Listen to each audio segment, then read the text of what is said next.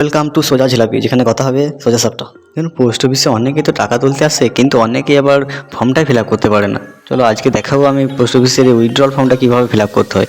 বা অনেকে জানে এত কিছু ফর্মে লেখা আছে, অনেকে ভাবে যে হয়তো সব কিছুই ফিল আপ করতে হবে। চলুন আজকে দেখাবো যে কোন কোন জিনিসগুলো আপনাকে ফিল আপ করলেই চলে। ওপরে পোস্ট অফিসের নামটা লিখে নিতে হবে। এখানে যেরকম পাঞ্চুর পোস্ট অফিস, তো এটা আমি লিখে নেবো এখানে পাঞ্চুর পোস্ট অফিস। তারপরে নিচে টাইপ অফ অ্যাকাউন্ট লেখা আছে, এটাতে CSV করবে। তারপরে নিচে অ্যাকাউন্ট নাম্বার আছে, কোনো একটা আমি সিম্পল ধরে নিচ্ছি 012 করে একটা নাম্বার ধরে নিচ্ছি।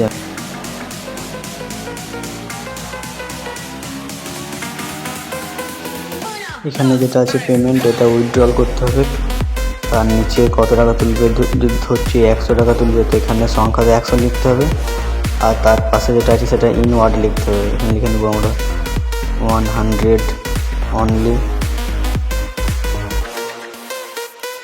তারপর এই ডান দিকে নিচেতে এটাও লিখে নিতে হবে 100। এখানেও তো লিখে নিতে হবে সেম, আমরা লিখবো 100 অনলি।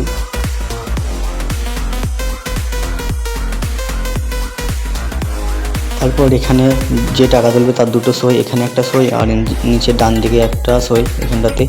আর উপরে যে জায়গাটা আছে, এগুলো কোনো কিছু করা দরকার না, এগুলো অফিস ইউজের জন্য। যে টাকা আপনাকে তুলে দেবেন তিনি করবেন, এটা অনলি ফর অফিস ইউজ।